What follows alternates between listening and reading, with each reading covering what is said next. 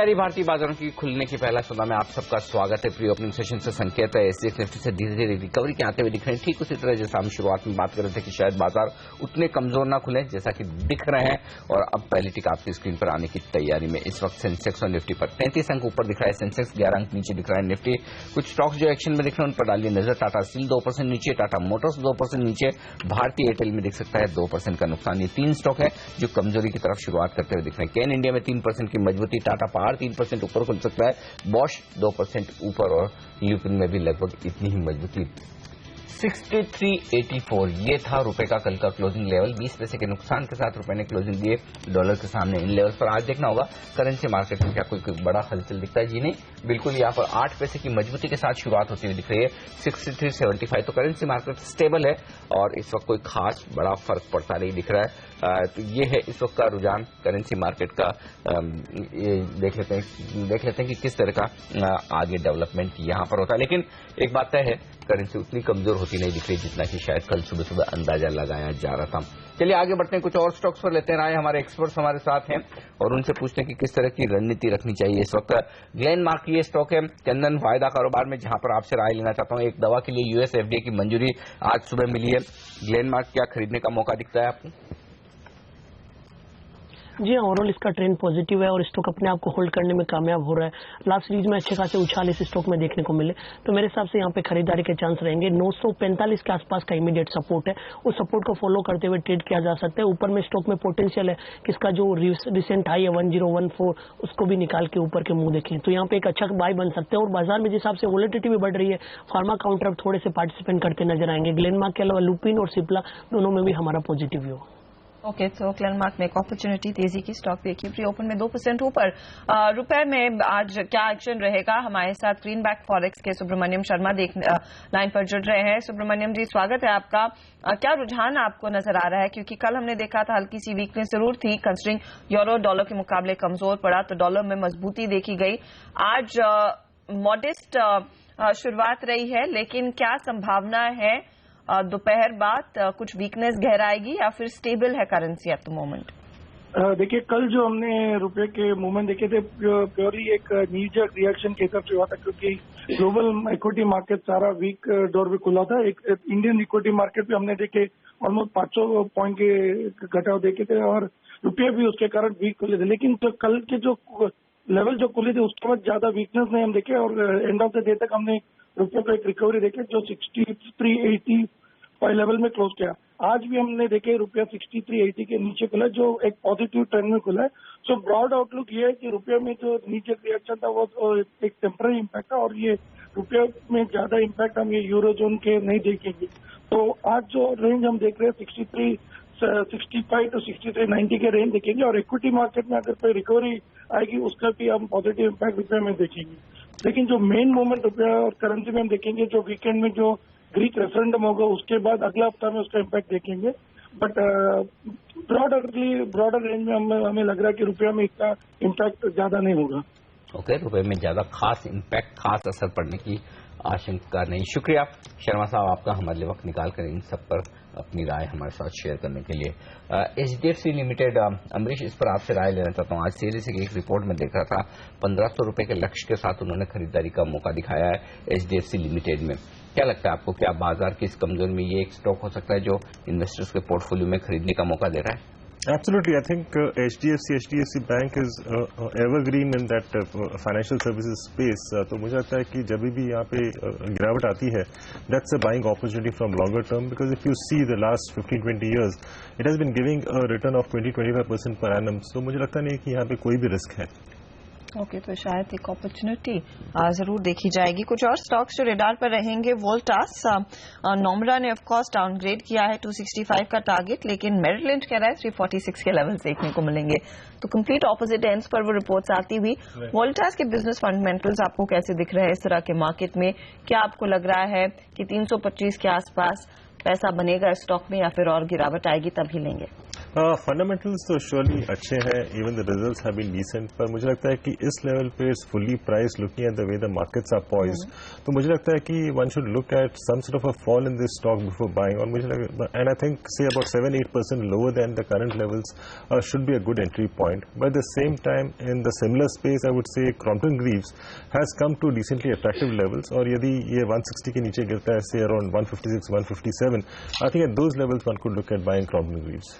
Okay, Granules India, और इस stock पर राय लेना चाहता हूँ आपसे तकनीकी चार्ट पर. सिमी, ये बताएं कि क्या मौका दिखता है खरीदारी का, क्योंकि ग्रेन्यूल्स में कल मॉर्गन स्टैनली की तरफ से खरीदारी हुई. 1,14,00,000 शेयर उन्होंने खरीदे हैं 78 रुपए के दाम पर. ये एक इंटरेस्टिंग ट्रेड होता हुआ दिखा है मॉर्गन की तरफ से. क्या कह रहे हैं चार्ट, क्या और तेजी बन सकती है यहाँ से? देखिए, मुझे लगता है कि एकदम सपोर्ट में बंद किया है. मेजर सपोर्ट इसका अराउंड मतलब 77 के आसपास है, वही इसका 200 डेमा है, और ब्रेकआउट से 88 के ऊपर जाने के बाद मिलेगा. अच्छा सपोर्ट लिया है लास्ट अप्रैल एंड से ये स्टॉक 77-78 के आसपास सपोर्ट ले रहा है, पर 88 का ब्रेकआउट का इंतजार है. मैं फ्रेश बाई कॉल तभी इशू करूंगी जब ये स्टॉक 87-88 का रेंज क्रॉस करके सस्टेन करेगा. आज का ट्रेडिंग सेशन में हो सकता है ये 88 का लेवल क्रॉस कर गया, तो एंट्री फ्रेश वहीं पे लेना पड़ेगा 88 के ऊपर. तो 88 के ऊपर जब जाता है तभी स्टॉक को खरीदे, वरना नहीं. ट्रेडिंग कॉल्स के लिहाज से क्या एक्शन रहेगा, पूजा हमारे साथ है अपडेट के साथ. पूजा जी, आज मिला जुला रुझान देखने को मिल रहा है, और रुझान ज्यादातर बैंकिंग काउंटर्स में अच्छे कारोबारी सेक्टर में देखने को मिल रहा है. पहले कॉल से शुरुआत करते हैं. आशुतोष साधना ने आईसीआईसीआई बैंक में खरीदारी करने की राय दी है. इनका मानना है कि ओवरसोल्ड एरिया में ये स्टॉक है, और 303 के लेवल एक स्ट्रांग सपोर्ट है स्टॉक के लिए, जहां से एक खरीदारी देखने को मिल सकती है, और 1 से 2 दिनों में 318 तक के लेवल से इस काउंटर में देखने को मिल सकते हैं. दूसरे कॉल में बिकवाली की राय निकल कर आ रही है. मोहित गाबा ने सीमेंस में बिकवाली करने की राय दी है. मोमेंटम इंडिकेटर्स इनका मानना है कि सेलिंग मोड पर है, और अगले 3 दिनों में 5% से ज्यादा का रिटर्न इस काउंटर में देखने को मिल सकता है. 1270 तक की गिरावट इस काउंटर में देखने की उम्मीद है, तो यहाँ पर बिकवाली करके चलने की राय. अगले 2 कॉल्स के लिए हमारे साथ बनी हुई है सिमी भौमिक. गुड मॉर्निंग सिमी, बताइए आज आपके 2 टॉपिक्स कौन से होंगे? गुड मॉर्निंग पूजा. मेरा रडार में 2 स्टॉक है. एक सेंचुरी टेक्सटाइल्स, कल भी जो वीकनेस का मार्केट में ये स्टॉक नीचे से अच्छा रिकवरी दिखाया था, आज वापस अगर मार्केट नीचे खुलेगा तो मुझे लगता है कि इसमें एंट्री लेना पड़ेगा. 670 का मेरा स्टॉप लॉस होगा. टारगेट होगा 710 का. टारगेट अगर आज अचीव नहीं होगा तो मैं ये जो ट्रेड है इसको कैरी फॉरवर्ड करने के लिए कहूंगी. टीवीएस मोटर्स दूसरा स्टॉक होगा, जिसमें मुझे लगता है कि सपोर्ट कर अराउंड 237-38 के आसपास है. 236 के नीचे स्टॉप लगा के मैं इसमें एंट्री लेने का कोशिश करूंगी, या करने के लिए सजेस्ट कर रही हूँ. मेरा टारगेट होगा 248 का. दोनों कल तक ले जा सकती हूँ. आखिरी कॉल में भी बैंकिंग काउंटर्स में खरीदारी की राय निकल कर आ रही है. राजेश सतपुते ने बैंक ऑफ बड़ौदा में खरीदारी करने की राय दी है. इनका मानना है कि इंट्राडे में एक अच्छी तेजी देखने की उम्मीद है, और 5% से ज्यादा का रिटर्न इस काउंटर में देखने को मिल सकता है. 152 तक के लेवल लक्ष्य लगाकर चलने की राय. आज 5 में से 4 कॉल्स में जानकार खरीदारी की राय दे रहे हैं. ओके, तो सब तरफ खरीदारी की राय आती हुई दिख रही है और खरीदारी होती दिख रही है. चाइना के बाजारों में भी, शंघाई का बाजार देखिए स्क्रीन पर आपके लिए लेकर आएंगे. लोअर लेवल से शानदार रिकवरी आती हुई दिख रही है. 4-4.5% रिकवर हो चुका है. 5% से ज्यादा जो कमजोर था चीन का बाजार शंघाई, जो अब सिर्फ 0.1% कमजोर रह गया. तो जिन ट्रेडर्स को भारतीय बाजारों में भारी भरकम उतार चढ़ाव दिखता है, खासतौर से कल के नीचे की शुरुआत होने के बाद जो रिकवरी आई, उन्हें चाइना के बाजारों को देखना चाहिए. 4-5% इंट्राडे में. इंटरडे भी कहना गलत होगा, मुश्किल से 2 घंटे में चाइना के बाजारों को खुले हुए 1.5 घंटे में 1.5 घंटे में इतना उतार चढ़ाव. मुझे लगता है कि इमेजिका की रोलर कोस्टर राइड से ज्यादा इंटरेस्टिंग राइड्स चाइना के बाजारों में दिख रही है. अमरीश क्या कहेंगे? क्या हो क्या रहा है? रोलर कोस्टर तो है, but then see normally when you have such a crack, last कई दिनों से चाइनीज मार्केट काफी गिर रहे हैं, तो at lower levels you normally have some amount of value buying happening, जिनको लगता है कि काफी गिर चुका है, लोग आ जाते हैं लेने के लिए. So this could be only a bounce back, although I mean track the markets very closely, but this is generally what happens in a market which cracks heavily. Buying आ जाता है, you see some sort of a bounce back, and then after that again the crack widens.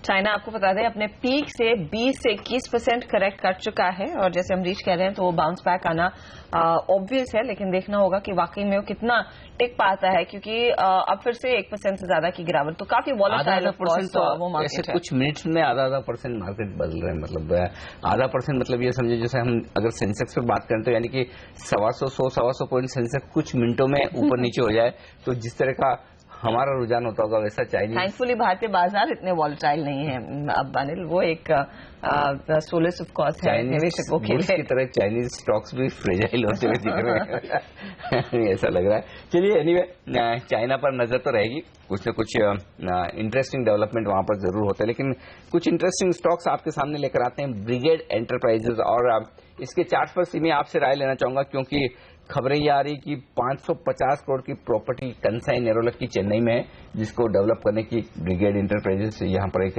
बातचीत कर रहा है, joint venture कर रहा है इनके साथ में। ये बताएं क्या ब्रिगेड में एक तेजी का मौका बन सकता है? जी अनिल जी, जब खबर है तब तेजी तो कर सकते हैं जरूर, पर टेक्निकली अगर आप पूछेंगे, अगर आज का खबर नहीं होता तो इस चार्ट में मैं किसी भी हाल से कोई भी लॉन्ग कॉल नहीं देना चाहती हूँ, क्योंकि 140 से 145 का जो सपोर्ट है, ये सपोर्ट टूट रहा है। लास्ट 2 ट्रेडिंग सेशन में ये स्टॉक उस सपोर्ट को तोड़ा है, वहां पे 200 डेमा भी है। अभी इनफैक्ट चार्ट का जो फॉर्मेशन है लग रहा है 140 से 45 का रेंज इसके लिए हार्डल हो गया, और जब तक वो रेंज क्रॉस नहीं करेगा कोई भी उछाल में सेल करने का मौका ढूंढना पड़ेगा। ये स्टॉक टेक्निकली बाई नहीं है, मैं इन लॉन्ग कॉल इशू नहीं करूंगी। इनफैक्ट जहां पे आज का रैली खत्म होगा वहां पे सेल पोजीशन क्रिएट करके देखना चाहिए। ओके, तो यहाँ पर ऊपरी लेवल्स पर मुनाफा वसूली जरूर कर लें, बिकवाली की पोजीशन ली जा सकती है। ब्रिगेड एंटरप्राइजेस इस खबर पर ही चलेगा, स्टॉक देखिए करीब 5% ऊपर ट्रेड कर रहा है प्री ओपन सेशन के दौरान। कुछ काउंटर्स जहां पर कल हमने देखा था भारी भरकम गिरावट आई थी, भारत फौज मिसाल के तौर पर 6% का नॉक स्टॉक ने लिया था। अमरीश, कंसिडरिंग यहाँ पर जो स्टोरी थी वो यही थी कि यूरोप में कंपनी के काफी ऑपरेशंस है और शायद इनकी ऑर्डर बुक पर इम्पैक्ट पड़ता हुआ दिखाई दे सकता है। क्या आपको लग रहा है आज फिर से वो दबाव रहेगा या फिर एक अपॉर्चुनिटी है 1075 के आसपास लेने की? तो मुझे अभी नहीं लग रही है, specially looking at the way the Greece issue is going, and because of that eurozone overall could have some turmoil for a while. And I mean, this story was actually based on the eurozone to a very large extent. काफी अच्छा चल चुका है last 1 साल में, so risk reward ratio at these levels is not really very favorable. नहीं, आप इस स्टॉक को नहीं लेंगे इस यूरोजोन की चिंता में, या फिर ये स्टॉक काफी भाग चुका है और यहाँ से परफॉर्म नहीं करेगा? क्योंकि अगर यूरोजोन में प्रॉब्लम होने वाली है, स्पेशली यूरो वॉलेटाइल रहेगा, तो इनके मार्जिन पर हल्का सा असर देखने को मिलेगा at the most 1 to 2 quarters. कितना प्राइस में वो आएगा फिर? Because I mean the way it has moved up in the last 1 year, शायद मुझे लगता है कि यहाँ से I mean the fall can be about 12%, 12 to 15%. Already काफी गिर चुका है, but it can fall another 12 to 15% from here.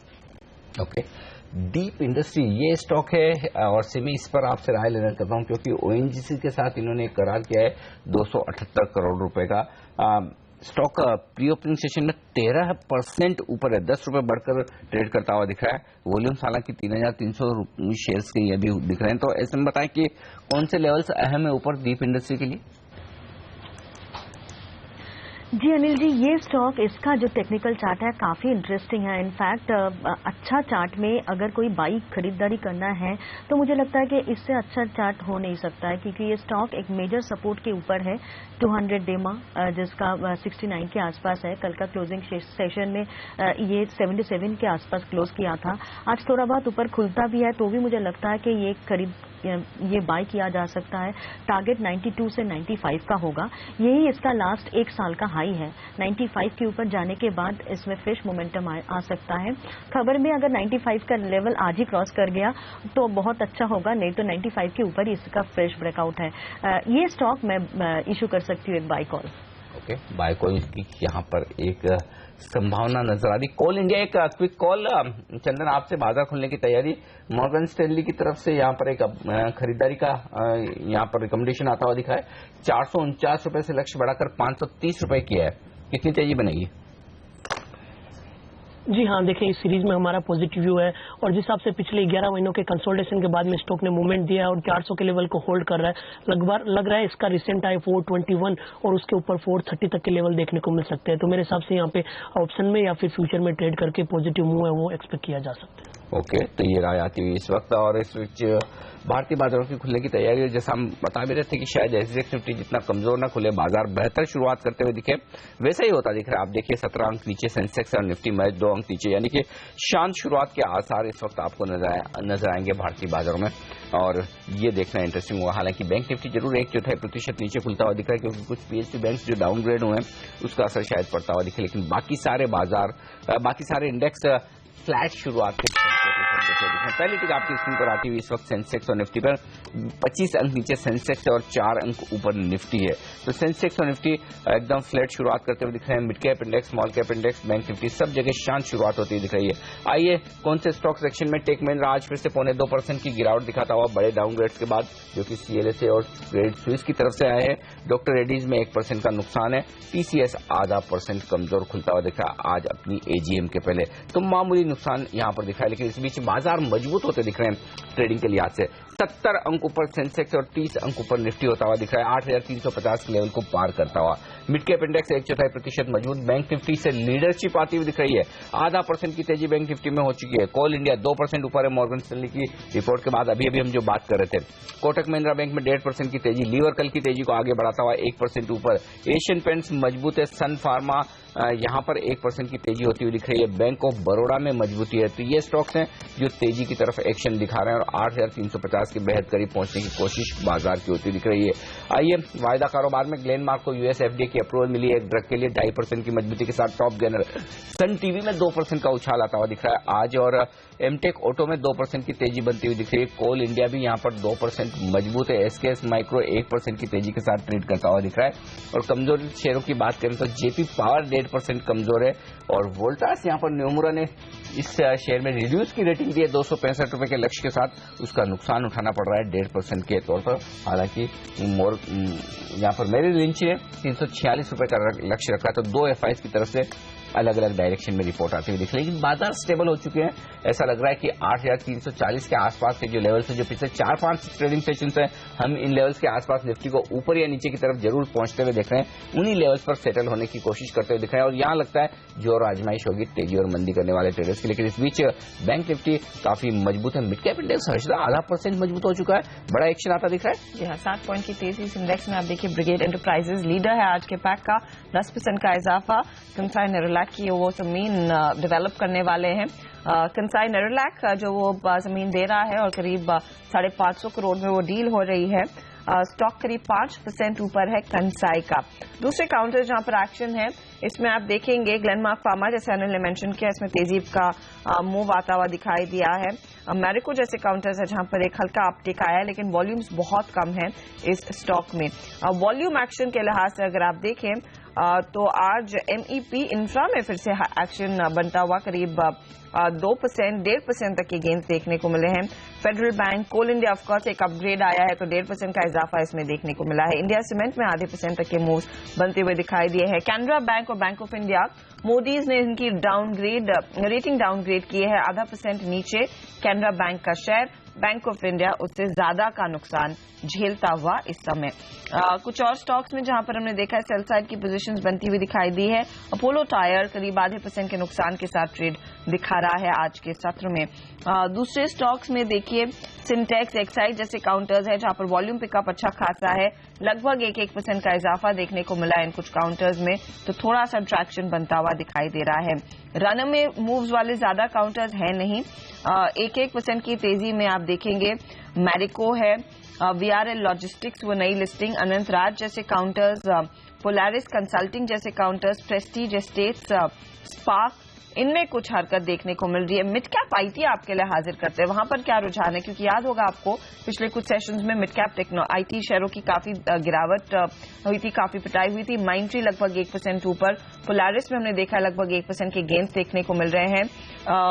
यहां पर परसिस्टेंट लेकर आएंगे आपकी स्क्रीन पर, क्योंकि इन्होंने एक प्रॉफिट वार्निंग दी थी। क्या आज भी वो काउंटर पिट रहा है? परसिस्टेंट सिस्टम्स आपकी स्क्रीन पर आएगा, जहां पर हमने देखा है काफी ज्यादा नेगेटिव मूव आ चुका था पिछले हफ्ते। स्टॉक 0.5% का पुल बैक दिखा रहा है। टेक महिंद्रा आपकी स्क्रीन पर एक बार फिर लेकर आते हैं, कंसिडरिंग कल एक मेजर डाउनग्रेड स्टॉक का वैसे भी हो चुका है और आज ब्रोकरेजेस के वाकई में डाउनग्रेड करने के बाद स्टॉक ज्यादा टूट नहीं रहा है। टीसीएस आज एजीएम के पहले उसमें क्या रुझान है वो आपकी स्क्रीन पर लेकर आएंगे। फिलहाल दीप इंडस्ट्रीज ओएनजीसी से इनको 278 करोड़ का ऑर्डर मिला है, तो वो स्टॉक भागा है। टीसीएस हल्के से नेगेटिव टेरिटरी में ट्रेड करता हुआ बिल्कुल 8,350 पर पहुंचता हुए इस वक्त निफ्टी 30 अंकों की तेजी के साथ, जो कि एसजेएक्स निफ्टी पर 30 अंकों की कमजोरी दिख रही थी, उसके विपरीत 30 अंकों की मजबूती होती दिख रही है। लेकिन मिड कैप इंडेक्स पर देखिए काफी जबरदस्त मजबूती का माहौल बनता हुआ दिख रहा है। 0.5% के आसपास की तेजी यहां पर बन चुकी। तो शुरुआत बेहद दमदार और पहले लेवल को पार करने की कोशिश बाजार की तरफ से होती हुई दिख रही। अब देखते हैं आगे किस तरह का रुझान यहां पर बनता है। लेकिन साफ तौर पर एक आईटी इंडेक्स को छोड़ दे जो मामूली लाल निशान में, बाकी सारे के सारे सेक्टर इस वक्त हरे निशान में ट्रेड करते हुए दिख रहे हैं। और सेंचुरी मारता हुआ सेंसेक्स अब 125 पॉइंट की तेजी सेंसेक्स में होती हुई दिख रही है और 8,350 को डिसिसिवली पार किया है बाजार ने। ये है इस वक्त का रुझान। और इंट्राडे ट्रेडर्स के लिए चंदन, फिर ऐसे में 8,350 पर क्या ट्रेड होना चाहिए? जी हाँ, देखिए पॉजिटिव ओपनिंग दी है और जो इमीडिएट हर्डल था 8330 उसको पार करते यहाँ पे एक बाय साइन यहाँ पे मिल रहा है। मेरा मानना है कि मोमेंटम एक्सटेंड हो सकता है, 8400 से 8420 तक का मोमेंट आ सकता है, बट ग्रीस के कंसर्न के चलते यहाँ पे वोलेटिलिटी वो जारी रहेगी, तो बेहतर रहेगा यहाँ पे ऑप्शन में ट्रेड करें। मेरे हिसाब से 8400 की कॉल में ट्रेड करना चाहिए और उस कॉल में यदि निफ्टी 8400 8420 तक जाता है तो लगभग 30 से 35 रुपए तक का मूवमेंट आ सकता है। और इंट्राडे में अब यदि किसी को ट्रेलिंग पोजीशन है तो 8280 के आसपास के स्टॉप लॉस लगा के पोजीशन होल्ड की जा सकती है। ये फिलहाल राय निफ्टी के ट्रेड के लिए, लेकिन आज सबसे ज्यादा एक्शन कहां पर देखने को मिल रहा है? मिड कैप स्टॉक्स अब लगभग 100 पॉइंट के गेंस दिखा रहे हैं। ब्रिगेड देखिए 16% की तेजी में। सिमी, आपने कहा था कि चार्ट्स पर इतना ज्यादा एक्शन नहीं दिख रहा है, लेकिन इस स्पाइक के बाद क्या ये मूव कन्विंसिंग लग रहा है या फिर आप कुछ और टाइम देना चाहेंगी शेयर को? देखिए, मुझे लगता है कि 145 का लेवल अगर क्रॉस करके ये स्टॉक सस्टेन कर रहा है, जैसे 157 है, तो मतलब फ्रेश मोमेंटम इसमें देखने को मिल सकता है। 157 के ऊपर 165 तक का टारगेट आ सकता है टेक्निकली। देखिए, अगर स्टॉप लॉस के साथ 154 के नीचे स्टॉप लगा के मेंटेन कीजिए लॉन्ग पोजीशन, जिनके जो ले रहे हैं या लेना चाहते हैं, 165 का टारगेट मिनिमम देखने को मिल सकता है। ओके। और इस बीच एक और स्टॉक गेमन इंफ्रा, इस पर नजर डालिए, यहाँ पर बड़ा मूव आता हुआ दिख रहा है। यहाँ पर भी कुछ खबरें आती हुई दिखी है कि इन्होंने कुछ एसपीवी में इन्वेस्टमेंट प्रपोजल को एक्सेप्ट किए हैं। इस खबर के बाद गेमन इंफ्रा में 20% की तेजी बनती हुई दिख रही है। इंटरेस्टिंग। तो ये स्टॉक है, जबरदस्त तेजी आती हुई नजर आ रही है। यहाँ पर ब्रिगेड एंटरप्राइजेस 17% ऊपर है ही। कंसाई नेरोलेक जिनके साथ इन्होंने ज्वाइंट वेंचर किया, वो स्टॉक भी आप देखिए, वहां पर भी अच्छी तेजी बनती हुई दिख रही है। डीप इंडस्ट्रीज 16-17%, ये स्टॉक भी ऊपर हो चुका है। तो जो खबरों के दम पर एक्शन होता दिख रहा है, उन्हीं में से एक और है सन टीवी। और टेक्निकली इस पर राय लेना चाहता हूं आपसे। आज 3% की दमदार शुरुआत की है उछाल के साथ इस स्टॉक ने। चार्ट्स क्या कह रहे हैं, कौन से लेवल्स अहम है सन टीवी के लिए?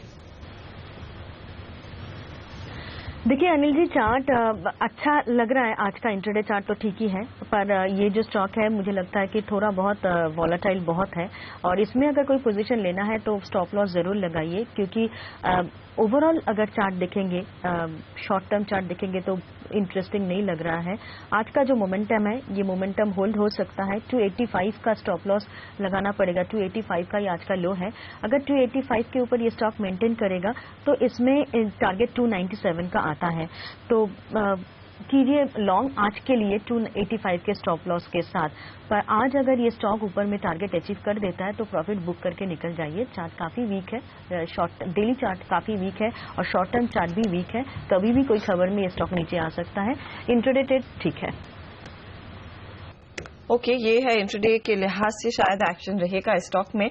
गैमन इंफ्रा, सिमी क्या आप इसे ट्रैक करती हैं? और इसका अगर चार्ट आप देख सके, इन्होंने मुंबई पोर्ट के ऑपरेशन शुरू किए हैं, इसीलिए वो स्टॉक में वो तेजी आई है, करीब 19% ऊपर है इस समय। देखिए चार्ट इंटरेस्टिंग नहीं है, पर अगर ये स्टॉक 13-14 के ऊपर जाके मेंटेन कर रहा है तो थोड़ा बहुत ये जो गेन है ये आगे जा सकता है। 15 का टारगेट भी आ सकता है। 13-14 एक इमीडिएट हार्डल है, 13 के आसपास इमीडिएट 13-30 के आसपास हार्डल है, वो क्रॉस करने के बाद ही 15 तक एक्सपेक्ट कर सकते हैं। ओके, यह है फिलहाल राय गैमन इंट्रा पर। स्टॉक का आज लगभग अपर सर्किट में आता हुआ बाजार खुलते ही दो हैवी वेट्स जिनमें हम देख रहे हैं अच्छी खासी तेजी बनती हुई दिखाई दी है। निफ्टी के टॉप गेनर्स में शामिल है HUL और कोल इंडिया। HUL की AGM में इनफैक्ट कंपनी के CEO ने साफ संकेत दिया है कि रूरल इंडिया में इनका जो बेस है वो ब्रॉडन हो रहा है, ई कॉमर्स का सहारा लेंगे, अपने डिस्ट्रीब्यूशन नेटवर्क को और स्ट्रॉन्ग करेंगे। HUL 912 पर। अम्बरीश, क्या एक बाय रिकमेंडेशन है इस समय कंसिडरिंग बाकी बाजार काफी वॉलेटाइल है, तो क्या आपको लग रहा है इन काउंटर्स में खरीदारी होगी, इनमें शरण लेना चाहिए? फ्रेश बाइंग इस लेवल पे मुझे लगता नहीं कि करना चाहिए क्योंकि ऑलरेडी काफी एक्सपेंसिव है। But yes, there is clearly good news. Monsoon is clearly one good news for rural India. Secondly 90% of the brands have shown growth, but then we should remember that this stock has outperformed the other FMCG players also, and being a leader, I think from these levels बहुत ज्यादा upside शायद नहीं मिले, at least in the immediate future. If you talking the next 1 year or 2 years, fine, but then I think before that you could see a dip because overall I see the markets dipping from here. तो उसके against I don't think HUL can move up. Okay, तो ये राय आती हुई इस वक्त इन सारे stocks पर। लेकिन एमटेक ऑटो एक और स्टॉक है जो काफी एक्शन में आता हुआ दिख रहा है, 3% ऊपर है। चंदन, वायदा कारोबार के ट्रेडर्स के लिए राय दीजिए, काफी वोलेटाइल स्टॉक ये भी है। जी हाँ, काफी वोलेटाइल स्टॉक है, बट अब ये सपोर्ट बेस बना के और अपने आप को होल्ड करने में कामयाब हो रहा है। देखिए 4-5 दिन पहले इसमें एक पैनिक सेल ऑफ देखने को मिला था जहां पे 130 के लेवल तक भी स्टॉक में गिरावट देखी थी, बट वापस जिस हिसाब से एक रिकवरी हो रही है इंडिकेट कर रहा है कि बाइंग इंटरेस्ट यहाँ पे बना हुआ है। स्टॉक का मल्टीपल हार्डल 160 के आसपास है और यदि उस लेवल को यदि पार कर पाता है तो एक शॉर्ट कवरिंग वो एक्सटेंड हो सकता है जो स्टॉक को 168 से लेकर 170 तक लेके जा सकता है। तो मेरे हिसाब से जो रिस्की ट्रेडर्स है वो 160 का लेवल होल्ड करते हैं तो यहाँ पे ट्रेड ले सकते हैं, और मेरा मानना है कि 154 है जो इमीडिएट सपोर्ट का काम करता हुआ यहाँ पे नजर आएगा। एक स्टॉक जो काफी ज्यादा एक्शन में है, इनफैक्ट दो स्टॉक्स कंसाई नेरोलैक और ब्रिगेड एंटरप्राइजेस, जैसे हम आपको बता रहे थे कंसाई अपनी चेन्नई की जमीन बेच रहा है ब्रिगेड एंटरप्राइजेस को। हमारे साथ HM भरूका MD कंसाई नेरोलैक के फोन लाइन पर मौजूद है। भरूका साहब, कितने में सौदा हो रहा है और जो पैसा आप जुटाएंगे इस सेल के बाद चेन्नई में जो जमीन बेच रहे हैं उसका क्या करेंगे? नहीं, ये टोटल 550 करोड़ की डील है और ये जो पैसा है पार्टली एक्सपांशन के लिए यूज किया जाएगा, पार्टली बाकी शेयर होल्डर डिसाइड करेंगे कि क्या करना है इनको, लेकिन पार्टली कंपनी का जो एक्सपांशन प्लान है उसमें यूज किया जाएगा। एक्सपांशन के लिए यूज किया जाएगा। कब तक ये रकम आपको मिलेगी 550 करोड़ की? देखिए, एग्रीमेंट के हिसाब से पार्टी को 4 महीने दिए हुए हैं ड्यू डिलीजेंस कंडक्ट करने के लिए और उनकी जो भी कार्रवाई उनको इंटरनली करनी है, और एक बार ड्यू डिलीजेंस पॉजिटिव हो जाएगा तो एग्रीमेंट सही करके इमीडिएटली पैसा आ जाएगा। तो क्या अभी एग्रीमेंट साइन होना बाकी है? नहीं, अभी तो टर्म शीट सिग्नेचर हुई है और अभी इसके बाद में ड्यू डिलीजेंस होएगा, उसके बाद में सेल्डेड सिग्नेचर होती है, प्रोसेस ये फॉलो होता है। भरूका साहब, आपने कहा एक्सपेंशन में पैसा लगाया जाएगा, तो किसी स्पेसिफिक यूनिट में आप ये निवेश करने वाले हैं, कैपेसिटी बढ़ाएंगे, क्या डिटेल आप शेयर कर पाएंगे अपने शेयरधारकों के लिए? हमने लास्ट बोर्ड मीटिंग में कैपिटल एक्सपांशन न्यू प्रोजेक्ट के लिए, ग्रीनफील्ड प्रोजेक्ट के लिए अप्रूवल लिया था। तो अहमदाबाद में हम लोग 350 करोड़ का प्रोजेक्ट डाल रहे हैं, तो पार्टली ये पैसा उस तरफ चला जाएगा। ओके, साथ ही यहाँ पर ओवरऑल आपको क्या लग रहा है, क्या कैपेसिटी रहेगी उस यूनिट की, कब तक वो ऑपरेशनल हो जाएगी? टोटल कैपेसिटी मतलब हम लोग existing capacity say about 12% increase कर रहे हैं और 2 साल लगेंगे इसको ऑपरेशनल होने के लिए। ओके, तो ये डिटेल्स आती हुई। शुक्रिया भरोका साहब आपका हमारे लिए वक्त निकाल कर यहाँ पर राय देने के लिए इस डील पर। इस बीच बाजार तेजी से फिसलते हुए दिख रहे हैं, अपने लगभग सारे गेंस गंवाते हुए 11 अंक मजबूत है इस वक्त सेंसेक्स सिर्फ, और 7 अंकों की तेजी बची है निफ्टी में। मिड कैप इंडेक्स जरूर आधा से 1% अब भी मजबूत है, लेकिन जो दबाव बनता हुआ दिख रहा है वो बैंक निफ्टी से आ रहा है। बैंक निफ्टी देखिए लाल निशान में फिसलता हुआ लगभग 1/4% के नुकसान के साथ। वक्त है हमारे तीनों ही एक्सपर्ट से विदा लेने का। अम्बरीश, चंदन चंदन और सिमी, शुक्रिया आपका आज सुबह हमारे साथ जुड़कर पहला सौदा में अपनी राय देने के लिए। वोलेटिलिटी बरकरार है बाजार में, ऐसा नहीं कि स्मूथ राइड है। 8,350 के पार पहुंचने के बाद एक बार भी लगा ऐसा शायद कि बाजार ऊपर जाने को तैयार है, शायद स्टॉप लॉसेस ट्रिगर हुए हैं वहां पर शॉर्ट ट्रेडर्स के लिए और अब फिर से कमजोरी की तरफ बढ़ते हुए। लेंगे एक छोटा सा ब्रेक और ब्रेक के बाद हमारे साथ जुड़ेंगे मार्केट के जाने माने एक्सपर्ट अजय बग्गा और उनसे लेंगे बाजार के डायरेक्शन पर राय इस ब्रेक के बाद।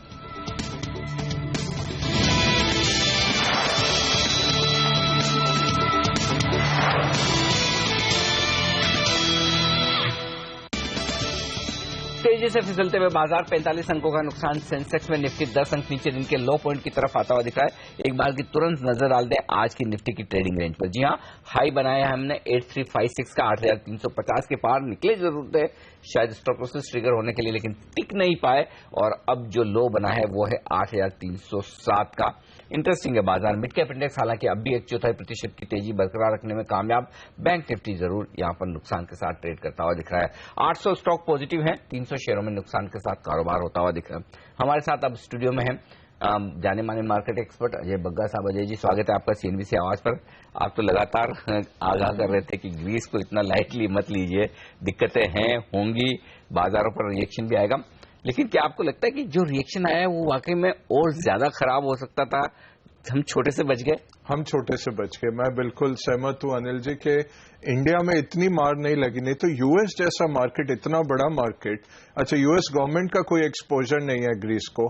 यूएस बैंक्स का जो एक्सपोजर है कुल अब $14 बिलियन रह गया है, तो इतना कोई बड़ा एक्सपोजर नहीं है। हेज फंड्स का जरूर एक्सपोजर होगा, वो तो खैर स्मार्ट मनी है और उसमें हर वक्त उतार चढ़ाव रहते हैं। तो जिस तरह से यूएस मार्केट कल गिरा अनिल जी, बहुत ही लग रहा था कि ये क्या आउट ऑफ कंट्रोल होने जा रहा है, ये रिंग फेंस कर पाएंगे कि नहीं।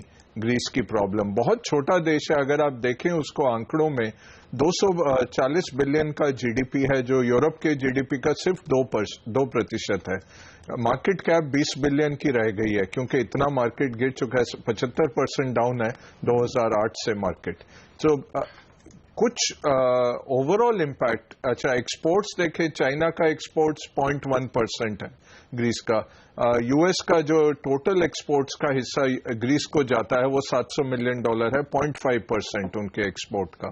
तो ओवरऑल इतना बड़ा इम्पैक्ट ग्रीस का आते वाजिब नहीं है, इतने बड़े मार्केट यूएस के ऊपर।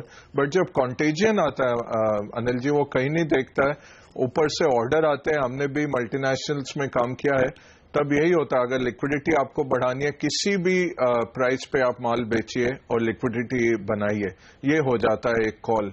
तो उसी का डर है, इसलिए हम कहते आ रहे हैं कि थोड़ा सचेत रहिए, कॉशियस रहिए, और यहां से मार्केट और नीचे जा सकता है, ये हमारी अभी भी राय है। तो अभी भी कॉशन का हम एक मशवरा देंगे सबको। जैसे आप कह रहे थे कि हम छोटे से बच गए, 8195 का लो, उसके बाद रिकवरी। जब आप कह रहे हैं और करेक्टिव मूव आएगा, क्या ये इंटरनेशनल मार्केट के फियर्स पर आएगा या फिर आपको लग रहा है अर्निंग ज्यादा भारतीय बाजारों को तोड़ेगी, और फिर वो क्या डाउनसाइड के लिए तैयार रहना चाहिए?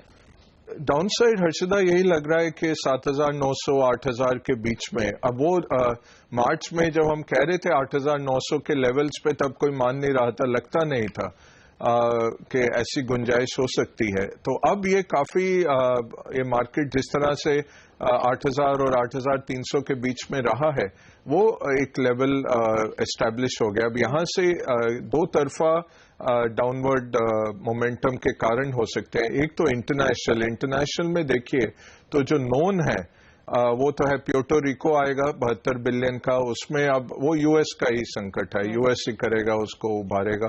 दूसरा, ये ग्रीस को तो रिंग फेंस कर रहे हैं, बट ग्रीस का जो फॉल आउट होता है वो किस तरह से आता है, क्या ग्रीस की सरकार गिर जाएगी? ग्रीस में जो आंकड़े देखें वो थोड़े कंफ्यूजिंग है कि सरकार को 80% का सपोर्ट है, बट 70% ग्रीक के जो नागरिक हैं वो यूरो में रहना चाहते हैं। तो सरकार बहुत ब्रिंकमैनशिप कर रही है, और जिस तरह से ट्रस्ट ब्रेक हुआ है, उनको अब कोई हेल्प मिलनी यूरोप से थोड़ी मुश्किल ही लग रही है। तो क्या ग्रीक सरकार गिर जाएगी रविवार तक, ये देखना पड़ेगा उससे क्या माहौल बनता है। और उससे बड़ा पेचीदा एक जो इशू है वो है चाइना का। चाइना का जिस तरह से मार्केट कल गिरा और यूएस का मार्केट जब गिर रहा था तब काफी विशेषज्ञ यही कह रहे थे कि शायद चाइना का इम्पैक्ट ज्यादा है। ग्रीस या प्योर्टो रिको तो बहुत एक छोटा सा उनका कॉमनवेल्थ है यूएस का। तो ये चाइना किस तरह से प्ले आउट होता है और किस तरह से वो लिमिट कर पाते हैं। आज बातचीत चल रही है चाइनीज रेगुलेटर्स की कि आईपीओस बंद कर देंगे, वो राहत की सांस देगी पूरे ग्लोब को, क्योंकि हमारे से भी पैसा निकलता, हर जगह से पैसा निकलता। वो चाइना इतना बड़ा एक मॉन्स्टर है कि वो सब ट्रेंड्स को बदल देता है, तो उसमें फिर मुश्किल पड़ जाती है। और चाइना में बड़े इंटरेस्टिंग मूव आते दिख रहे हैं बाजार में, लगातार उतार चढ़ाव, 5% का इंट्राडे मूव तो और इतने बड़े मार्केट में होना नहीं चाहिए। 8-9 ट्रिलियन का मार्केट हो गया है, उसमें 5% का मूव बहुत वो ऑन एन एवरेज 4-5% का हो गया है, किसी दिन 7-8% ऊपर नीचे गजब। तो चलिए ये राय ग्लोबल मार्केट्स पर, हमारे बाजारों पर भी अजय जी से हम राय लेंगे, लेकिन उससे पहले एक बड़ी खबर ले लेते हैं। यहाँ पर भूमि बिल यानी कि लैंड एक्विजिशन बिल का इस मॉनसून सेशन में आना मुश्किल नजर आ रहा है। विपक्ष ने स्टैंडिंग कमेटी की समय सीमा बढ़ाने की मांग की है। इस पूरी खबर पर हम लेते हैं जानकारी। हमारे साथ दिल्ली से ब्यूरो चीफ लक्ष्मण रॉय जुड़ रहे हैं। लक्ष्मण, बताइए क्या है पूरी जानकारी इस खबर पर? देखिए, जानकारी में दो खास बात है। पहली बात तो यह है कि मानसून सत्र में सरकार जो जमीन अधिग्रहण बिल को पारित कराना चाहती थी उसकी संभावना काफी कम दिख रही है और हो सकता है कि सरकार मानसून सत्र में इस बिल को ला ही न और अध्यादेश के जरिए इस बिल को लागू करती रहे। दूसरी बात यह है कि इस बिल पे जो सिलेक्ट कमेटी बनी है जिसमें राज्यसभा लोकसभा दोनों को सदस्य हैं, उन सिलेक्ट कमेटी को मानसून सत्र के पहले हफ्ते के आखिरी दिन तक अपनी रिपोर्ट सौंपनी थी, यानी 24 जुलाई तक अपनी रिपोर्ट सौंपनी थी। लेकिन कल जब बैठक हुई सिलेक्ट कमेटी की तो उसके बाद विपक्ष के सदस्यों ने और समय बढ़ाने की मांग की, तो 28 जुलाई तक इसकी समय सीमा बढ़ा दी गई है और विपक्ष के सदस्य अभी भी अड़े हुए कम से कम 1 महीना डेडलाइन और बढ़ाई जाए, यानी इसके लिए इस पर अध्ययन की जरूरत है। तो हो सकता है कि मानसून सत्र के बाद ही इस पर रिपोर्ट आए, क्योंकि मानसून सत्र सिर्फ 3 हफ्ते का है और इस बीच रिपोर्ट देना मुश्किल होगा। और सरकार भी बहुत जल्दीबाजी में नहीं करेगी, क्योंकि सरकार के पीछे सबसे बड़ी बात तो यह है कि सरकार के खुद जो जुड़े हुए संगठन है, आरएसएस जुड़े हुए संगठन है, वो खुद इस बिल के मौजूदा प्रावधानों का कड़ा विरोध कर रहे हैं। दूसरी बात कि जो सिलेक्ट कमेटी में जो बीजेपी के सदस्य हैं वही ज्यादा सवाल उठा रहे हैं मौजूदा प्रावधानों पर। और तीसरी बात कि सरकार को लगता है कि बहुत जल्दीबाजी करके इस बिल को पारित करने की कोशिश करेंगे तो किसान विरोधी माहौल जो बन रहा है उसका खामियाजा कहीं न कहीं बिहार विधानसभा चुनाव में देखने को मिल सकता है। तो ये राजनीतिक और आर्थिक दोनों पहलू है। तो हो सकता है कि सरकार इस पर थोड़ा सा नरम रवैया अपनाए और अध्यादेश के जरिए इस बिल को लागू करता रहे और फिर बिहार विधानसभा चुनाव के बाद सरकार इस पर जोर शोर से आए और फिर चाहे तो ज्वाइंट पैनल बना करके, ज्वाइंट सेशन बना करके इस बिल को पारित करने की कोशिश करें। लेकिन बड़ी खबर यही है कि मानसून सत्र में ये बिल आना मुश्किल दिख रहा है। शुक्रिया लक्ष्मण इस जानकारी के लिए। अजय, क्या इम्पैक्ट रहेगा इसका, क्योंकि इंडियन मार्केट के पर्सपेक्टिव से यही वो बड़ा ट्रिगर था मानसून के अलावा लार्जली कि लैंड एक्विजिशन की गाड़ी आगे कितनी बढ़ती है और जीएसटी भी दूसरा था। अब उसका देखिए क्या होता है। होपफुली जीएसटी अगर आगे मूव करेगा तो थोड़ा सा सेंटिमेंट इंप्रूव करेगा, बट ओवरऑल देखें जुलाई तो क्या चीजें मार्केट को नीचे ले जा सकती हैं। एक, अगर अर्निंग्स डिसअपॉइंटमेंट रहती है, अब उसमें लग ही रहा है कि मार्केट ने ज्यादातर बेक इन कर लिया। दूसरी उम्मीद थी मानसून सत्र में थोड़ा रिफॉर्म्स अगर आगे बढ़ेंगे, वो लगता है कि वो पोस्टपोन हो जाएंगे 2-3 महीने, तो मार्केट साइडवेज हो सकता है, यही लगता है। और अगर कोई इंटरनेशनल डेवलपमेंट आती है जैसे हमने देखा ग्रीस है या चाइना है, तो वो मार्केट को नीचे ले जा सकता है। तो थोड़ा सा अभी कॉशन का ही समय है। अनफॉर्चुनेट मेरा रिकॉर्ड अनिल जी कॉशन पे अटक गया है, बट अभी सच्ची बोलना पड़ता है। सही समय पर कॉशन अलर्ट करना भी इम्पोर्टेंट रहता है। तो अजय जी, फिर एक बड़ा सवाल ये है कि काफी लोग जो 8,000 के वक्त है ना, ये सब शोर शराबा था कि 7,500 हो जाएगा, 7,200 हो जाएगा, 7,700 हो जाएगा, तो किसी ने खरीदारी तो की नहीं। 500 पर निफ्टी तेज हो गया नीचे से।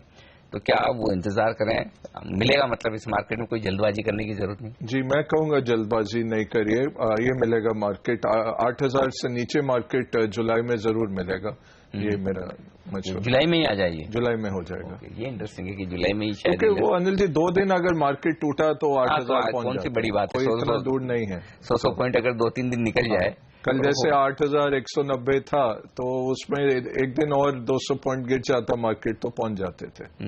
तो इतना मुश्किल नहीं है, और थोड़ी सी अगर अर्निंग्स खराब आई या कुछ पॉलिटिकल फॉल आउट आता है। आप भी मतलब उस कैंप में जो ये कहते हैं कि मार्केट जब ऊपर जाता है तो सीढ़ियों से जाता है, नीचे आता है तो लिफ्ट से आता है। आपने अर्निंग्स की बात कही, टेक्नोलॉजी को लेकर अब कितनी बड़ी चिंता होगी? टेक महिंद्रा जिस तरह से टूटा, क्या आपको लग रहा है कुछ और ऐसे रेड फ्लैग्स आएंगे दिग्गजों से? ये थोड़ा सा कंफ्यूजन हो गया अर्शिदा कल, क्योंकि आप देखें तो पिछली तिमाही का इशू था यूरो का गिरना और डॉलर का बढ़ना। अब इसमें अप्रैल से जून में तो यूरो 4.4% बढ़ा है, तो उसके बाद भी इस तरह की जब टिप्पणी आई तो थोड़ा सा हम ब्लाइंड साइड हो गए। अभी तक तो हमारा मशवरा यही था कि आईटी एक अच्छा आपको रिटर्न देगा। अब लगता है कि थोड़ा पोस्टपोन हो जाएगा, तो नई पोजीशंस तो नहीं, but overall it's a balanced out portfolio के लिए अच्छा है, आईटी और फार्मा दोनों ही। स्पेशली अगर रुपये नीचे जाता है, आईटी अगर आपके पास है, और जिस तरह से एजीएम्स हो रहे हैं, जिस तरह के अभी इन्फोसिस का हुआ एजीएम, विप्रो का हुआ, तो इतना खराबी नहीं दिख रहा था। वो कह रहे थे कि यूएस में आ रहे हैं, और हम तो वर्टिकल बाय वर्टिकल देखते हैं। टेलीकॉम वर्टिकल में जरूर खराबी है, तो टेक महिंद्रा का टेलीकॉम काफी है, उसका इश्यू आ गया, बट ओवरऑल बीएफएसआई में थोड़ा सा जरूर तेजी आती दिख रही थी। तो आज टीसीएस की एजीएम में ऐसे कोई अलर्ट्स, वार्निंग की संभावना नहीं होगी, उसकी उस पर नजर नहीं रहेगी? नहीं, नजर तो रहेगी, मतलब वो एक्सपेक्टेड नहीं है, वो एक अलर्ट नहीं करेंगे। जी, वो मार्केट लीडर है, उनका इतना एक्सपेक्टेशन नहीं है। आई थिंक ऑर्डर फ्लो तो है, एंड एक्सेंच्योर अगर देखें तो अच्छे नतीजे थे और अच्छी कमेंट्री भी थी जो ग्लोबल, उसके चलते हमारे आईटी स्टॉक्स भी बिल्डअप हो गए थे। तो वो भी क्योंकि ग्लोबल सेक्टर है, भारतीय सेक्टर नहीं है आईटी, तो हम फिर भी कहेंगे कि अगर आपकी पोजीशन है तो आप बने रह सकते हैं। आपको एक नेचुरल हेज भी देता है, अगर रुपये गिरता है, कुछ संकट आता है, तो उससे ये हेज है। अजय जी, एक और स्पेस जिस पर आपसे राय लेना चाहता हूँ, जो कंपनियां यूरोप में कारोबार करती है जी, उनके शेयर हमने कल पिटते हुए देखे। अब दिक्कत तो खाली ग्रीस की है, ऐसा तो नहीं कि सारे यूरोप में कामकाज बंद हो जाएगा, और थोड़ा सा करेंसी इम्पैक्ट हो सकता है। तो ऐसे में कितनी गिरावट इन कंपनियों में ऑन एन एवरेज, जनरल एक सवाल है कि हो जाए तो फिर आपको लगता है कि फंडामेंटल ठीक ठाक है तो खरीद लेना चाहिए, कि ग्रीस पर हमारा जरूरत से ज्यादा रिएक्शन हो रहा है, और ऐसे में ये स्टॉक्स क्या खरीदारी के मौके दे सकते हैं? देते हैं अनिल जी, बहुत ऑटो एंसिलरी और ट्रैवल के, कल भी आप बातचीत कर रहे थे, मैं कहूंगा वो खरीदे जा सकते हैं, क्योंकि ये 2% है यूरोपियन इकोनॉमी का। ग्रीक्स जो है 240 बिलियन का जीडीपी है, बॉम्बे के जीडीपी से कम है। अगर आप देखें तो 1 करोड़ की पॉपुलेशन है, हम 2-2.5 करोड़ हैं बॉम्बे में, गिनती तो हो नहीं पाती है। तो ये जो था ओवरडन था। दूसरा, ये बहुत बड़ी बात जो मार्केट को जो एक संतुलन दे रहा है, एक ठहराव दे रहा है कि ईसीबी संडे के बाद बहुत बड़ा क्यूई लॉन्च करेगा। अनिल जी, अगले हफ्ते हम बात कर रहे होंगे कि ये ओपन मार्केट ट्रांजैक्शन में उतर आएंगे, और जो 60 बिलियन का जो क्यूई है ये बढ़ा देंगे, 80-85 बिलियन पहुंचा देंगे। पोर्चुगल, स्पेन, इटली, इन सब को ये सहारा देंगे, क्योंकि जिन्होंने बिहेव किया है, जिन्होंने ऑस्टेरिटी को माना है और करते आए हैं समझौता ईसीबी के साथ, उनको रिवॉर्ड करने की जरूरत है। तो हमें लगता है कि अगले हफ्ते आप यूरोप का क्यूई देखेंगे, मार्केट में उससे उछाल भी आएगा। और ये जो पिटे हैं स्टॉक्स, ये आप यूरोप देखिए तो अगर जर्मनी में स्लो डाउन है तब आप थोड़ा वरी करिए। जर्मनी तो बढ़ रहा है, फ्रांस बढ़ रहा है, इटली जो कि रिसेशन में था पिछली तिमाही में वो भी बढ़ा है। तो 3 जो सबसे बड़ी कंट्रीज हैं अलॉन्ग विद यूके यूरोप की, चारों में बहुत अच्छा एक प्रदर्शन है, 1% से ज्यादा की ग्रोथ है। तो ये 20-25% जिस तरह स्टॉक्स टूटे, वो एक मौका था खरीदारी का। ओके, तो यहाँ पर गिरावट में करें खरीदारी इन सारे शेयरों पर जहां यूरोप में अच्छा खासा कारोबार है। शुक्रिया अजय जी आपका हमारे लिए वक्त निकालकर आज राय देने के लिए बाजार पर, सेक्टर्स पर। लेंगे एक छोटा सा ब्रेक, और ब्रेक के बाद हमारे साथ जुड़ेंगे एडलवाइज ग्रुप के चेयरमैन रसेश शाह। जानेंगे ग्रीस के संकट का कितना असर होगा भारतीय बाजारों पर, और क्या हो आपकी रणनीति, कहां करें निवेश, बताएंगे इस छोटे से ब्रेक के बाद।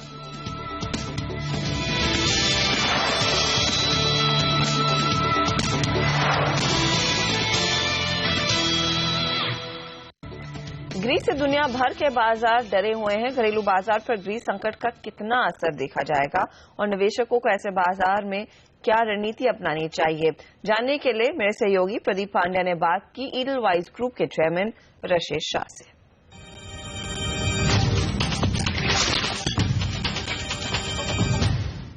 ग्रीस को लेकर के जिस तरह से एक डर बाजार में फैलता हुआ नजर आ रहा है, क्या आपको लगता है कि 2008 की तरह से एक बड़ा अंतर्राष्ट्रीय संकट खड़ा होने वाला है?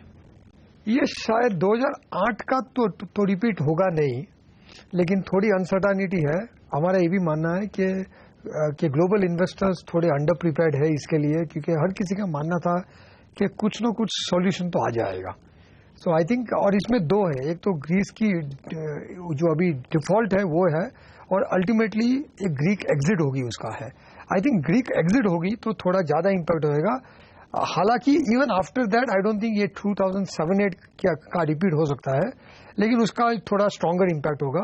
अभी ग्रीक डिफॉल्ट तो ऑलमोस्ट अब्जॉर्ब हो गया है। I think everybody is now prepared कि ये तो डिफॉल्ट हो जाएगा। तो यानी अगर एक नया फॉर्मूला लाकर या किसी तरह से ग्रीस को यूरोपियन यूनियन में बनाए रखा जाता है, तो आपको नहीं लगता कि बहुत ज्यादा अब डरने की जरूरत है? नहीं, तो उसका इम्पैक्ट कम होगा। लेकिन अगर ग्रीक एग्जिट हो गया, जो हमारा ये मानना है कि शायद ये अभी डिफॉल्ट के बाद कुछ रिस्ट्रक्चर करेंगे और ग्रीस की एग्जिट 2-3 साल में स्ट्रक्चर्ड बेसिस पे हो जाएगी, तो शायद मार्केट्स को अब्जॉर्ब करने का चांस मिलेगा। लेकिन ये ओवरनाइट एग्जिट के लिए अभी भी मार्केट अभी भी प्रिपेयर्ड नहीं है, क्योंकि ओवरनाइट एग्जिट के लिए तो बहुत केओस होएगा, बहुत कंफ्यूजन हो जाएगी, और इसके लिए इन्वेस्टर्स मार्केट्स नहीं है प्रिपेयर्ड। ये जो यूरोजोन की बैंक्स है उस पर भी ज्यादा इम्पैक्ट आएगा, तो ये उसका इम्पैक्ट अभी तक किसी ने रियल असेस किया नहीं है। लेकिन ज्यादातर जो हमको भरोसा दिलाने की कोशिश हो रही है, मतलब आप अगर यूरोपियन यूनियन के कमेंट सुने तो उनका ये कहना है कि ज्यादातर जो लोन है ग्रीस का वो यूरोपियन यूनियन यानी ईसीबी के हाथ में है या आईएमएफ के हाथ में है। कमर्शियल बैंक्स जिनकी आप डर की बात कर रहे हैं उनके पास है नहीं। ये उनके पास ग्रीस गवर्नमेंट की नहीं होगी लोन, लेकिन ग्रीस के जो कॉर्पोरेट्स है, ग्रीस के जो इंडिविजुअल्स है, उन्होंने बोरो की होगी। सो हर कोई यूरोजोन बैंक का कुछ न कुछ तो ग्रीस का एक्सपोजर होगा। 1%, 2%, 5%, 10%, कहीं ना कहीं तो एक्सपोजर होगा। तो ये इसकी जो इम्प्लीकेशन है, इसकी जो एक्चुअल रेमिफिकेशन होगी, ये बहुत हार्ड टू असेस है। I don't think it will create, जो 2007-8 में जो एकदम ग्लोबल इकोनॉमी एकदम स्टैंडस्टिल हो गई थी, जो एकदम शॉक आ गया था, वो नहीं होगा इस बार। लेकिन इस बार थोड़ा बहुत तो कंफ्यूजन रहेगी। लेकिन एक ही और एक अच्छी न्यूज है कि India is a lot more prepared. India की जो फॉरेन एक्सचेंज रिजर्व्स आरबीआई ने अक्यूमुलेट की है लास्ट 1 साल में, वो इस बार बहुत काम आ जाएगी। तो इंडिया की करेंसी मार्केट, इंडिया की आई थिंक रूपी काफी स्टेबल है, आज भी स्टेबल था और होपफुली स्टेबल ही रहेगा। और इंडियन इक्विटी मार्केट में हमने काफी इन्फ्लो देख रहे हैं इंडियन हाउस होल्ड का, इंडियन म्यूचुअल फंड में, एलआईसी के पास भी काफी फंड फ्लो आ रहे हैं। तो ये जो फंड फ्लो है इंडियन डोमेस्टिक इंस्टीट्यूशनल इन्वेस्टर्स का, वो एक काउंटर बैलेंस हो जाएगा। सो अगर एफआईज अगर मार्केट में थोड़ा हल्का करेंगे, अगर माल बेचने आएंगे, तो एटलीस्ट इंडियन इंस्टीट्यूशंस के पास कैपेसिटी है खरीदने के लिए। लेकिन फिर भी कितनी गिरावट के लिए तैयार रहना चाहिए आपके हिसाब से? आई थिंक शॉर्ट टर्म में तो वी ऑलवेज बिलीव कि 5%, 7% के फॉल तो हर टाइम आ सकता है, लेकिन उसके ज्यादा से इंडियन मार्केट को इम्पैक्ट होना थोड़ा अनलाइकली है। लेकिन जिस तरह के रिलेशनशिप्स हैं ग्लोबल मार्केट में, आप commodity prices, currency market, equity market, सब में एक जो इंटरलिंकेजेस देखते हैं, किस तरह से इसको मैनेज करने की कोशिश की जाएगी, उसके क्या इम्प्लीकेशंस होंगे? यूरोप शायद एक एग्रेसिव क्यूई करे, अमेरिका के पास अपने ऑप्शंस होंगे, शायद वो रेट हाइक ना कर पाए। किस तरह के इम्प्लीकेशंस आप देख रहे हैं? ये क्या होता है, इसके बहुत इम्प्लीकेशन होंगे। कुछ इंडिया के लिए अच्छे रहेंगे, कुछ इंडिया के लिए बुरे रहेंगे, और उसका कितना वेटेज क्या होगा अच्छे चीजों और बुरे चीजों में, वो बहुत हार्ड टू असेस है। क्योंकि एज आई सेड, ये इसके second derivative, third derivative implications बहुत होते हैं। लेकिन अगर कमोडिटी प्राइस कम हो जाती है, ऑयल प्राइस कम हो जाती है, इंडिया के लिए अच्छा है। अगर क्वांटिटेटिव ईजिंग होती है ईसीबी की, अगर यूएस फेडरल रेट का इंटरेस्ट रेट कट और भी पोस्टपोन हो जाए, इंटरेस्ट रेट राइज और भी पोस्टपोन हो जाए, वो सब अच्छा रहेगा। तो इंडिया के लिए कुछ थिंग फेवरेबल भी होगी। लेकिन अगर ग्लोबल रिस्क ऑफ सिनारियो हो गया, ग्लोबल इन्वेस्टर्स एकदम रिट्रेंच करेंगे, ग्लोबल फाइनेंशियल सिस्टम में बहुत अनसर्टेनिटी आ गई, तो इसकी इंडिया पे काफी हानिकारक इफेक्ट भी हो सकती है। तो ये थोड़ा बैलेंस हो जाएगा, लेकिन ये दोनों बैलेंस में अगर इंडिया पे थोड़ा इम्पैक्ट भी आएगा तो इंडिया की अब्जॉर्प्शन कैपेसिटी काफी अच्छी है। तो रघुराम राजन साहब जब एक रेट का निर्णय ले रहे होंगे अगली पॉलिसी में, उनके ऊपर क्या असर होगा इसका? आई थिंक अगर ग्लोबल क्राइसिस है, अगर ग्लोबल इन्वेस्टर्स विड्रॉ कर रहे हैं फंड्स एंड ऑल, तो आई थिंक आरबीआई थोड़ा सॉफ्ट स्टांस लेगी, क्योंकि लिक्विडिटी बहुत इंपॉर्टेंट रहेगी ये स्ट्रेस को कम करने के लिए। तो hopefully that will be a catalyst for RBI to cut rate, who knows, very hard to say. I think आने वाला हफ्ता और आने वाले 2-3 हफ्ते बहुत इंपॉर्टेंट है। और अगर वर्स्ट केस सिनेरियो हम एज्यूम कर लें तो जो अहम सवाल है सभी निवेशकों के दिमाग में, वो जानना चाहेंगे, अगर एक ब्रेग्जिट हो जाता है, जैसे कि आपने कहा, उसको मैनेज करने की कोशिश होगी, फाइनली अगले 6 महीने के अंदर भारतीय बाजारों को आप यहां से ऊपर देखते हैं या नीचे? I think that is hard to say and I hate to try and predict the market. लेकिन एक चीज है, अगर ये ग्रीस की एग्जिट होती है तो और इसमें अगर मार्केट करेक्ट होता है तो काफी इन्वेस्टर्स इंडिया में हैं, वो ये अपॉर्चुनिटी के लिए काफी वेट कर रहे हैं। इनफैक्ट ये वीकेंड में मैंने काफी इन्वेस्टरों से बातचीत की थी, institutional investors. A lot of them are waiting कि अगर मार्केट 5%-10% नीचे आ जाए शायद because of all this event, तो ये अच्छी बाइंग अपॉर्चुनिटी रहेगी, अच्छे कंपनी में इन्वेस्ट करने का चांस मिलेगा। तो पिछली बार आपने कहा था कि 18% एनुअल रिटर्न की आप उम्मीद कर रहे हैं, तो अब अगर ये ब्रेग्जिट हो जाता है, क्या आप अपने इस पुराने फोरकास्ट को रिवाइज करना चाहेंगे? I think on a long term basis अगर मार्केट में आपको 14-15 से 17-18% का रिटर्न मिलता है तो ये बहुत अच्छा है। और आई थिंक ये मार्केट में वही हो जाएगा, टाइमिंग करके थोड़ा आगे पीछे हो सकता है, but on a long term basis अगर ये इवेंट होता है और जो इंडियन इन्वेस्टर्स है उनके लिए ये आई थिंक अच्छी अपॉर्चुनिटी रहेगी अच्छे कंपनी के शेयर खरीदने के लिए। बहुत बहुत शुक्रिया सर। Okay, thank you.